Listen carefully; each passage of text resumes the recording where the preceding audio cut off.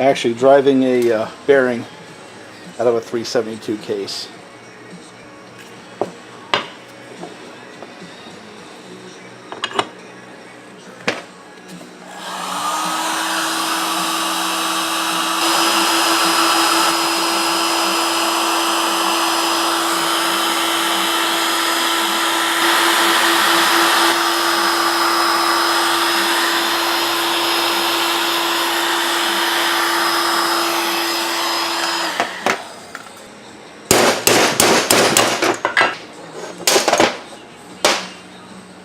One.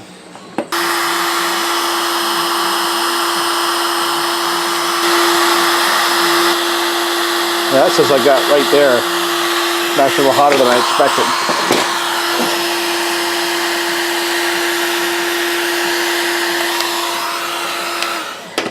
Put it this way, I don't want to get more than 300 degrees. Check that again. Yeah, I'm right there.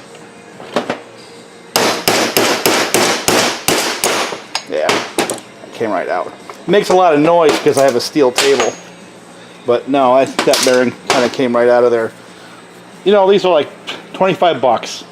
And, you know, it lets you work on it and not overheat. See, I didn't want to get to 300 degrees. That'll start damaging the paint. But if you look in there, let me see if I can get a light for you. Just a little tiny bit of scuff, hardly enough to matter. And for that matter, for the most part, there is no scuffing at all. So that bearing slid right out of that case without damaging the magnesium. What a perfect time to set a couple of bearings right back in there, isn't it? Right now, while that case is hot. Now I want to pull this crank right through that bearing. Now I don't need to use heat in this case, in my mind, because I'm going to use this bushing, which slides in and actually has a little bit of space on the case and sets right in on the, here's the bearings that came out, it sets right in on the inner race. So I'm going to pull that crank through using not the tool that came with the kit, but one that came with the 562. Set that right in there. This is actually a new OEM crank that's going on this particular saw. Remember, this is all reverse threaded stuff. So now what I have to do is make sure it's already down and get 2 wrenches. See, I didn't think this through. I didn't get my wrenches yet. Shut the camera off. Charger. Here we go. I'm just going to work this right on through. It's really not taking a lot of effort at all. You can see I'm just holding on to it with 2 fingers. I'm having a harder time getting the wrench off the darn hex I am getting that to pull the crank in. Perfectly honest.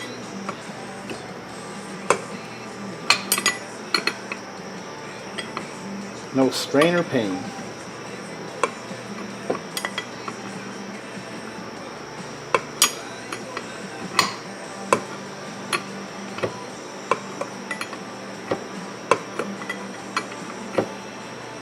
Yep, that's it. See, bottom right out on the bearing. That got solid. So now I have to basically loosen up that nut. And then I can take the puller right off of there. Now,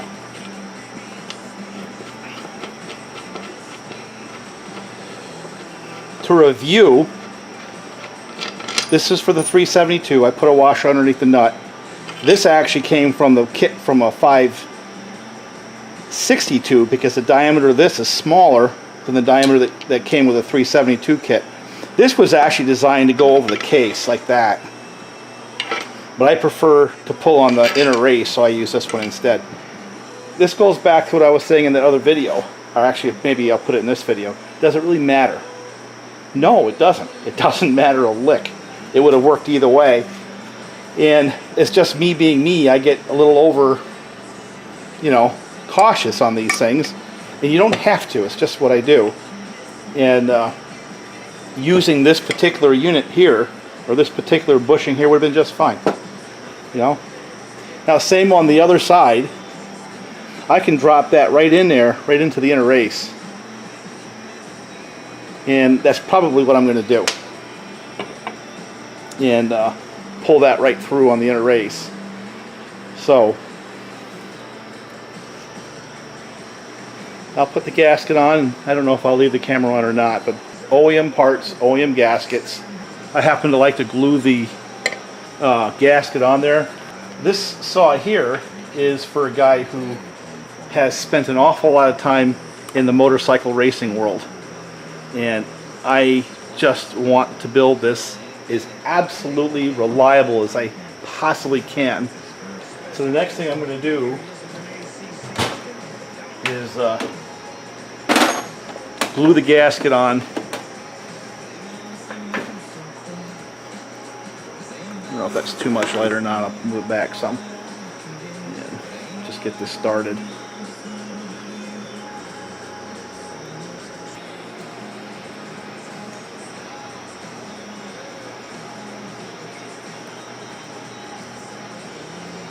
Now, is this overkill?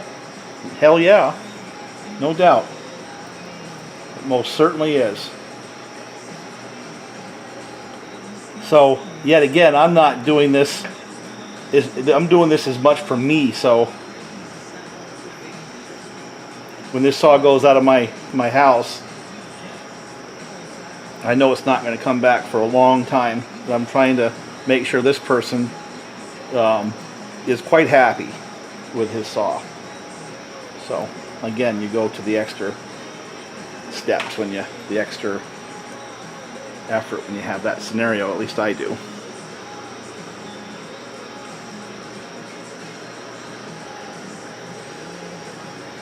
Yeah, that looks pretty good. All right, let me get the locating pins in there.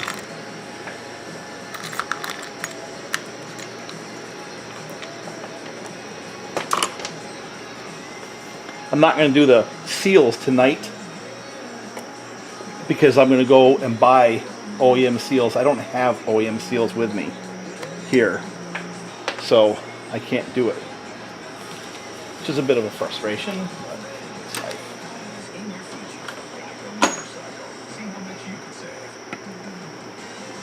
All right, let's put it together. Now again, it's a little easier on this side because the crank is captured right there. It's not going to spin between the cases.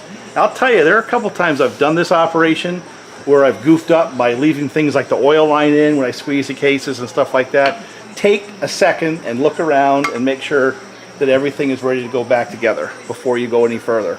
I'm going to use this. Again, I prefer to have the bearing tool on the inner race of the bearing versus the case. What you got to do is you got to wind that nut all the way to the top like this,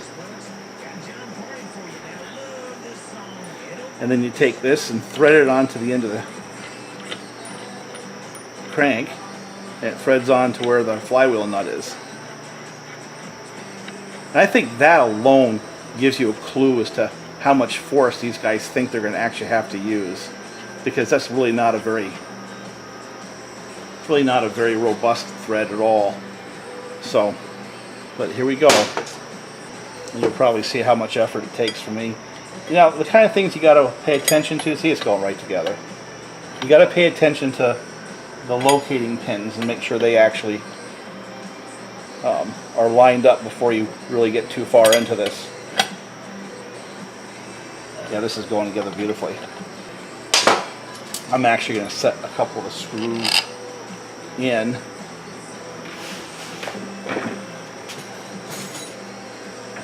I'm not going to tighten on them. I'm just using them to help guide the case, if that makes any sense.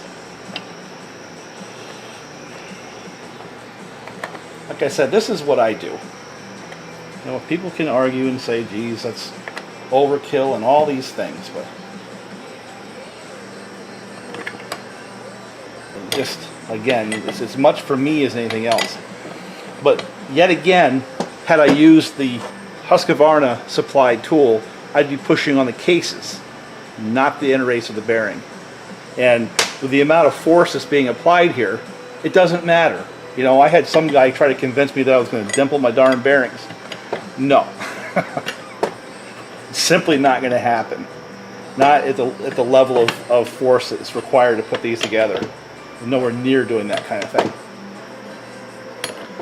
One thing I can tell you, one of the advantages of doing the having that bushing on the case is if the bearing wasn't seated far enough,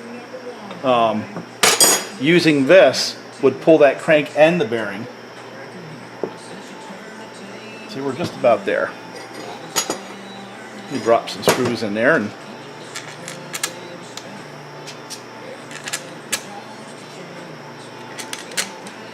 see what we got.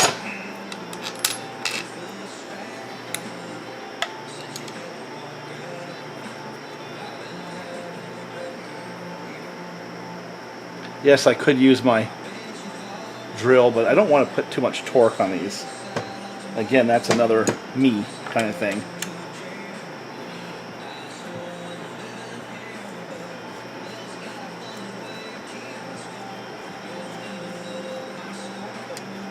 Make sure these things are going in nice and evenly. Yeah, I'm already together. That's nice and, look at that, nice and free. No strain or pain. I'm not stressing the bearings. I'm not stressing the cases. You know, and that's one of your first clues, is when you start getting a little bit of bite with the Allens or the case screws. If your crank is bound up a little bit, there's usually a reason, and that means you've probably got a little bit of flex in the system, and you're pushing on something you didn't want to push on. But if I can turn that crank with my fingers nice and free, guess what? This was a successful operation. In my mind. No strain or pain.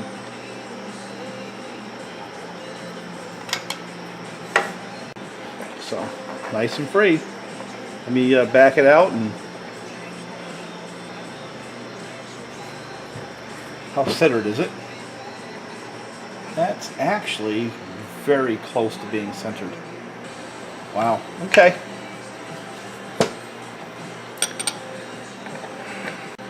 This is how I do it. And I've invested in these tools, and there's going to be a whole lot of people that tell me it's overkill, but I like it like this. I like it where it's nice and easy on the equipment, you know, nice and easy on the saw. It looks like it's pretty good to me.